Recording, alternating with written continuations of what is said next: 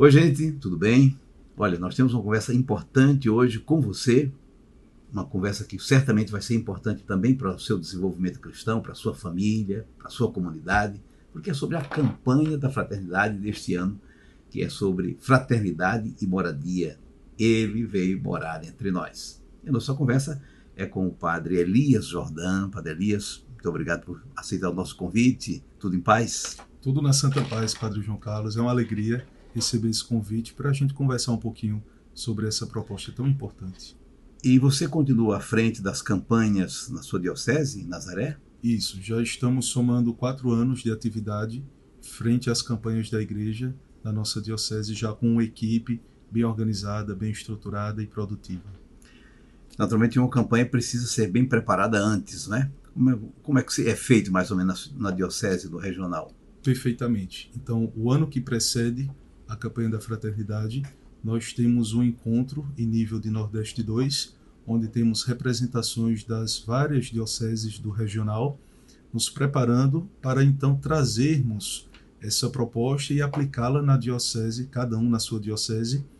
E na nossa diocese de Nazaré, nós iniciamos com um encontro em nível diocesano, com representações de todas as paróquias da diocese, e posteriormente com mais algumas atividades, porque para nós a campanha da fraternidade ela não se encerra e não se finda na quaresma, mas nós temos um processo de reflexão sobre os seus desdobramentos durante todo o ano, encerrando no último domingo do tempo comum, que é o Dia Mundial do Pobre.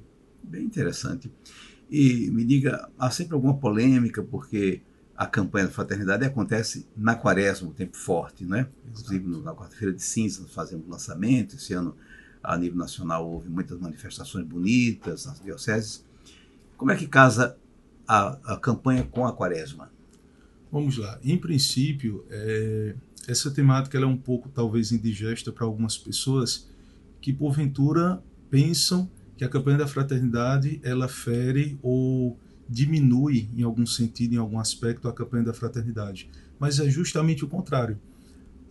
O tempo da quaresma ele traz um princípio prático da ação cristã. Então a campanha da fraternidade, ela no primeiro momento, nos sensibilizando diante realidades pontuais da sociedade, ela nos convida a uma ação prática, a uma fé que esteja em unidade e em comunhão também com as obras. Então é muito pertinente a temática da campanha da fraternidade para esse tempo quaresmal. Eu penso mesmo que se não tivesse a campanha da fraternidade, nossa quaresma ficaria um pouco incompleta, porque a caridade pode se esgotar na esmola, e a esmola é um gesto muito interessante, mas não cumpre toda a caridade, que é o amor ao outro, que eu preciso trabalhar pelo outro, eu preciso mudar as coisas para que a vida aconteça melhor na vida dos outros e da minha também, né? Me diga, e o tema desse ano é sobre a moradia, ou melhor, sobre o déficit habitacional que nós temos, muita gente morando em condições precárias, né? Sem um teto digno, sem uma casa digna para morar, né? A campanha, o texto base traz informações sobre dados, assim, como é a situação no Brasil da habitação. Perfeito. No primeiro momento, é importante a gente lembrar que a proposta da campanha da fraternidade não é resolver o problema do Brasil ou do mundo como um todo. A primeira proposta da campanha da fraternidade, todos os anos, é sensibilizar as pessoas diante de realidades e situações pontuais. A partir daí, com o coração sensível, cada pessoa que se permite adentrar nessa temática, nessa proposta, se torna uma multiplicadora dessa caminhada. Então, a partir daí, o texto base ele aponta algumas situações e realidades no Brasil, no sentido, primeiramente, estrutural, a moradia enquanto uma estrutura física, mas ela traz também outros desdobramentos. A moradia enquanto lugar e sentimento de pertença, a moradia enquanto a condição de criar vínculos, a moradia enquanto um espaço comum, por exemplo, o meio ambiente, a natureza, a criação é um espaço de todos e que nos comporta, de certa forma, não enquanto paredes, mas enquanto lugar de presença e habitação. Então o texto base ele cria várias ramificações e desdobramentos a partir da dimensão da moradia. E para iluminar essa temática, né, esse déficit habitacional grave, essas condições precárias, degradantes de muita gente, né, tem, digamos, básica, bom, essa palavra do Evangelho de São João, né? Ele veio morar entre nós, mas tem esse ícone, aquele mendigo deitado no banco. Isso. Se você comentasse essa imagem que está nos cartazes. Perfeito, perfeito. Essa escultura, ela é produção de um artista canadense, se eu não me engano, e que ela traz uma figura, como nós dizemos aqui no interior, encolhida, não é, retraída, com um manto, com uma coberta, que num primeiro momento não nos permite identificar o seu rosto, e nós percebemos que não dá para identificar também suas mãos. A única parte que é possível identificar são os pés, e os pés com a marca das chagas, que automaticamente nos relembra a pessoa de Cristo. E aí nós já encontramos automaticamente o evangelho, a parábola do juízo final. Todas as vezes que deixaste de fazer a um destes pequeninos, foi a mim que deixaste de fazer.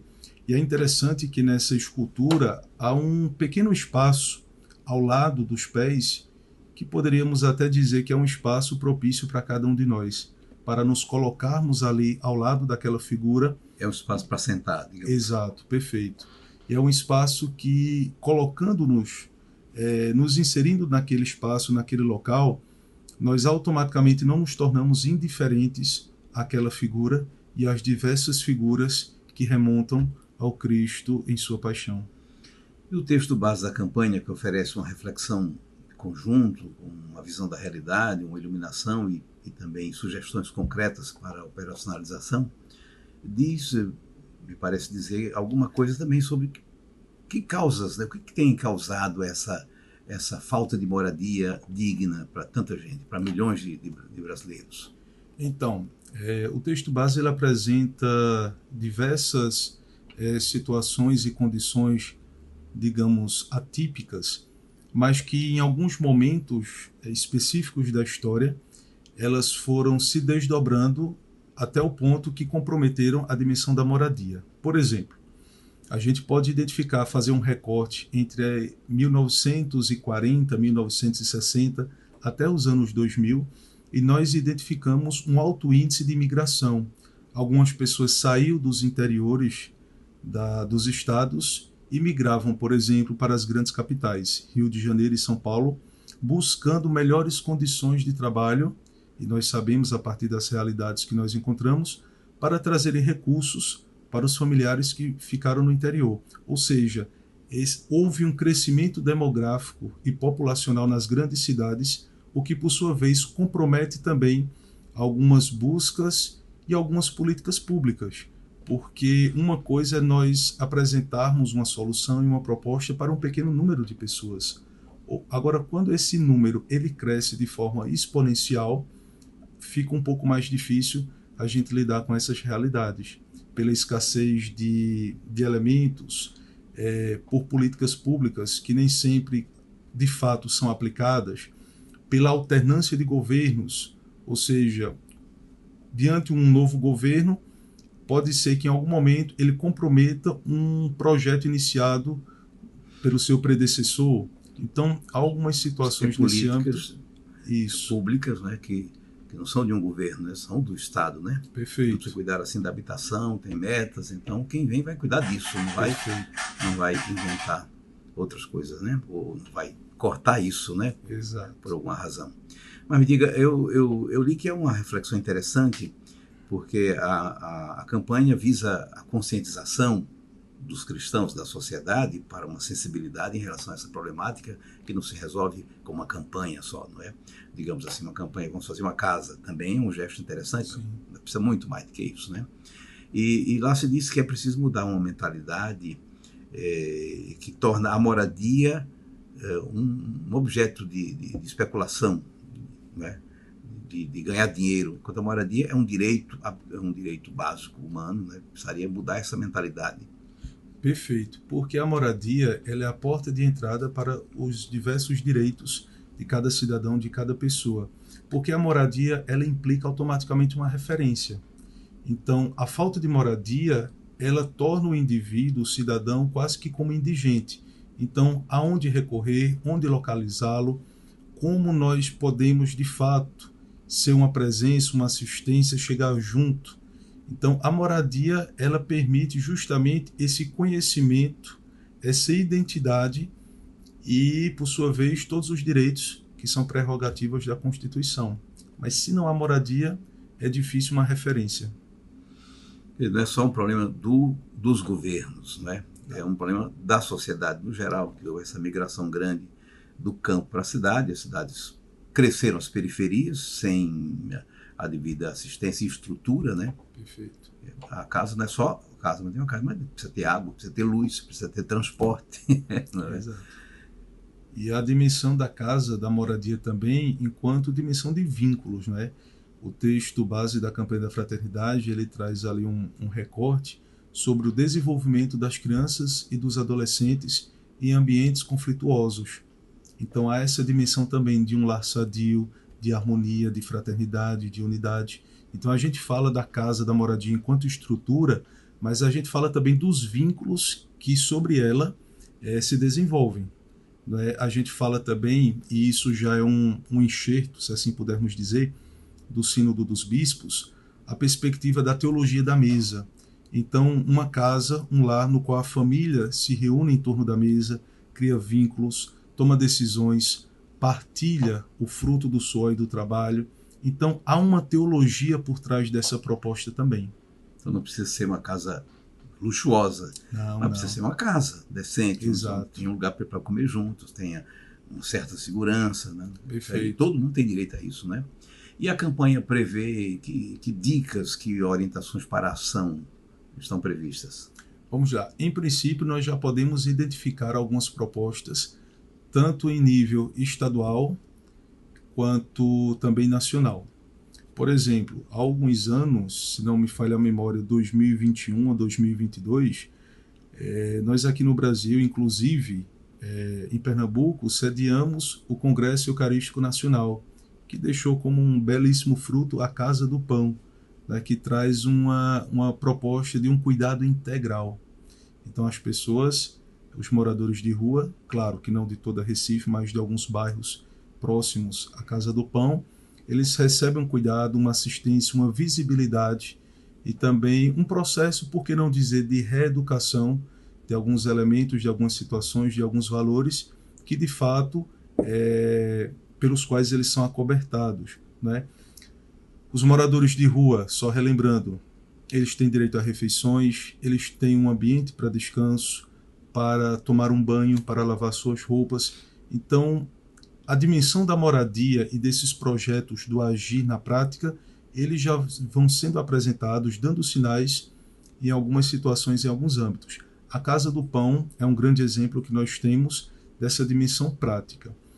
Uma segunda dimensão, nós podemos pontuar, por exemplo, em São Paulo, lá em Ribeirão Preto, isso já saiu em alguns noticiários, inclusive, que a prefeitura da cidade, quando ela percebia que em alguns bairros iam surgindo algumas estruturas, algumas tentativas, né, de uma construção de uma casa, eles buscavam construir uma casa assim, simples, mas bem estruturada, né, bem organizada, e tiravam as pessoas daqueles espaços que elas estavam de forma um tanto quanto sem muitas condições desenvolvendo, e davam a elas uma casa, inclusive apresentavam cursos profissionalizantes para que as pessoas tivessem também alguma renda no final do mês. Então aqui a gente já vê uma visibilidade também, a gente já encontra uma ação prática do governo lá de Ribeirão Preto, em São Paulo, na dimensão estrutural. Uma questão de nível internacional que eu achei muito curiosa e interessante, a partir da qual a gente encontra também alguns desdobramentos da dimensão da moradia e fraternidade, foi quando o meu professor, ele que é psiquiatra, ele disse que quando estava fazendo o doutorado dele na Espanha, próximo ao lugar onde ele morava, onde ele ficava hospedado, havia uma grande praça e havia um projeto ali do município e tal de destruir aquela praça para criar uma via, né, para que os carros pudessem circular e houvessem alternativas no trânsito. E para essa proposta chamaram diversas figuras e profissionais, arquiteto, engenheiro, geógrafo e por aí vai. E cada uma dessas figuras foi trazendo as suas colocações positivas sobre a construção daquela via. Só que aí foi interessante porque pediram a opinião de uma psicóloga. E a psicóloga, é um desdobramento da área da psicologia, era alguma coisa voltada ao meio ambiente, né? E aquela psicóloga, ela, quando foi dar a sua opinião, né, ela disse que não achava interessante desfazer daquela praça para construir uma via. E os demais profissionais se questionando, mas por quê? Por quê? E ela apresentou uma realidade pontual. Ela disse, olha, essa praça, nesta praça, muitas crianças da redondeza, né, brincam aqui. As crianças precisam de um espaço para o seu crescimento e desenvolvimento cognitivo, afetivo, social. Nessa praça, muitos adultos e idosos também caminham, fazem caminhadas. Essa praça é um lugar de encontro. Em outras palavras, essa praça ela traz um princípio terapêutico para as pessoas que moram aqui na redondeza. Então a gente pode compreender também a dimensão da moradia como um lugar de pertença. Então se aquele ambiente, se aquele lugar ele é propício para pessoas, para realidades, para situações, ela traz também essa dimensão de significado e de importância. Então a gente pode concluir com isso a dimensão da cidade do Recife, o estado de São Paulo, a dimensão internacional lá na Espanha, que a questão da moradia ela não se resume a uma dimensão estrutural, físico-arquitetônica, mas ela tem outros desdobramentos que precisam também ser discutidos, precisam também ser aprofundados e vale a pena que a gente apresente isso para tomar a maior proporção sobre a proposta, sobre essa questão da campanha da fraternidade. Porque eu digo assim, Padre João Carlos, tudo aquilo que diz respeito à vida é objeto de reflexão da religião. Então, se a igreja ela traz essa proposta da fraternidade e moradia, ela não enxerga de uma forma unilateral, mas ela toma também outras perspectivas e proporções. E no domingo de Ramos tem uma coleta nacional da campanha da fraternidade. Para onde vai esse dinheiro? Perfeito. A cada ano, na campanha da fraternidade, no domingo de Ramos, nós temos essa coleta.